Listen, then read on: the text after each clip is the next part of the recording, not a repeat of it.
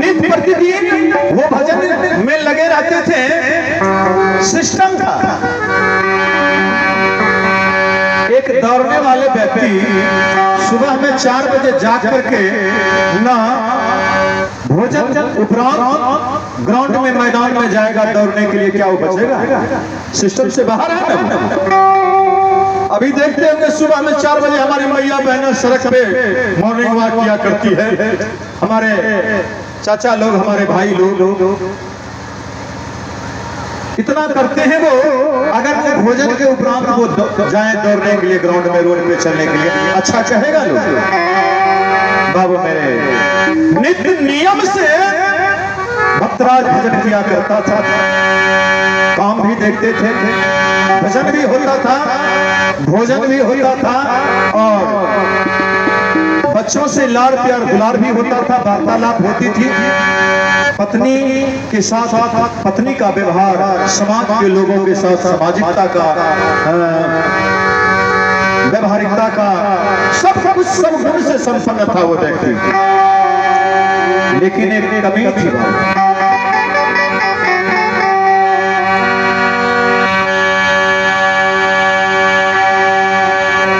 कि ज्ञान नहीं तो कुछ नहीं,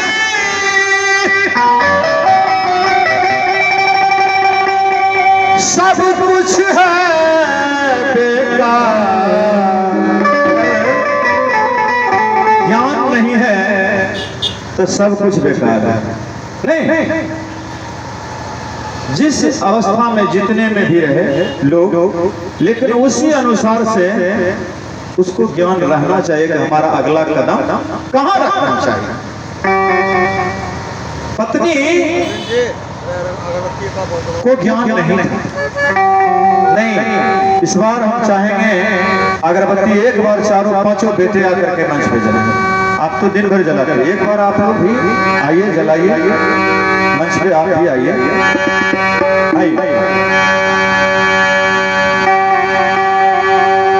पत्नी ने कही पति से, अगरबत्ती के साथ आइएगा, अगरबत्ती नहीं है। पत्नी कहती है पति से कि सुनो जी, कल किसके खेतों में काम करने के लिए जाना है? बरसात तो पूरा हो रहा है। हमारे बेंजो मास्टर ने सुबह में ये हमको प्रसंग दे दिया। सुबह से बेचारे परेशान थे टेलीफोन पे। मैंने क्या कहा, क्या बात है भाई, आप क्यों परेशान?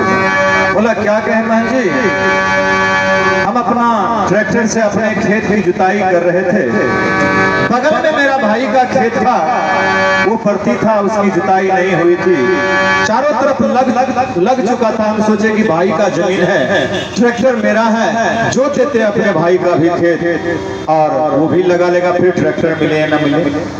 लेकिन इसका भाई इसको सुबह में हजारों बात बोला। हमने कहा तो क्या उसका सोच वैसे, चिंता मत करो, तुम्हारा काम था बिच्छा को अगर हम समझाएं कि हमको नहीं दसो, हम तुमको स्वच्छ जगह में दे देते हैं, क्या वो बिच्छा डंक मारना छोड़ देगा?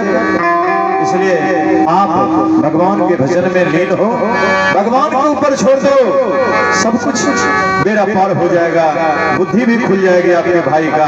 आइए सुनाओ मैं आपको कीर्तन, और ये कीर्तन आपको संजय से नहीं सुना सकता। ये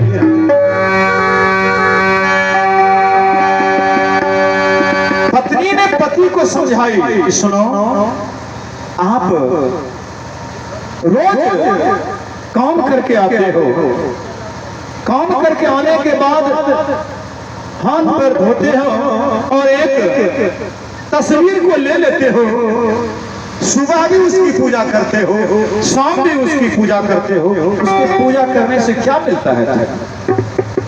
पति ने समझाया अपनी पत्नी को, रे पगली, ये दुनिया, ये जहां, ये जितने भी लोग हैं, ये जितने भी जीव हैं, सभी के निर्माण करता हो, अगर उनको हम याद ना करें तो फिर किसको याद किया? पत्नी कही कि सुनो ये सब बातें छोड़, अपना काम करो, अपने बच्चों में ध्यान दो, अपने बच्चों की पढ़ाई में ध्यान दो, कमाने के फिराक में रहो। ये क्यों भगवान भगवान जपते हो? क्या तुमने कभी भगवान को देखा क्या? पति ने कहा हमने तो भगवान को नहीं देखा। बोला तुम्हारे बाबूजी ने कभी देखा क्या? बोला नहीं, हमारे बाबूजी ने भी नहीं देखा था। बोला तुम्हारे दादाजी ने देखा क्या? बोला नहीं, हमारे दादाजी भी नहीं देखा। बोला किस लिए फिर ये भगवान की पूजा करते हैं? जब किसी ने देखा नहीं क्यों पूजा करते हैं?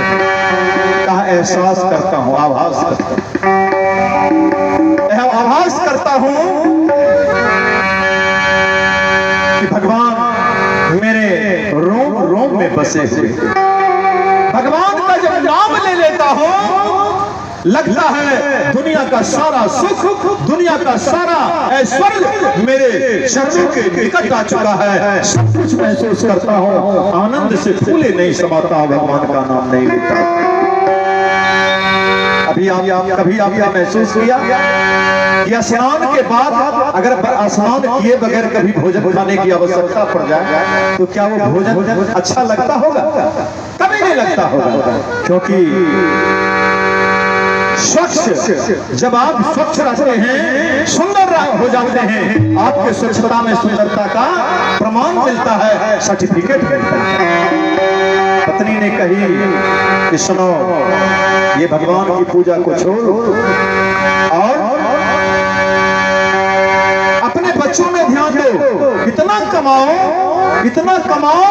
कि तुम्हारे बच्चे का भविष्य अच्छा हो। बोला मैं जितना कमाना चाहिए हमको हम उतना कमाते हैं, मेरा भगवान सब कुछ पार कर देता है। पति पत्नी में इसी बात को लेकर के दरार हो जाता है। बड़ा बार ऐसा होते रहता है। बजा वाला बाबू हे हो ललका बोल पाओ, जगह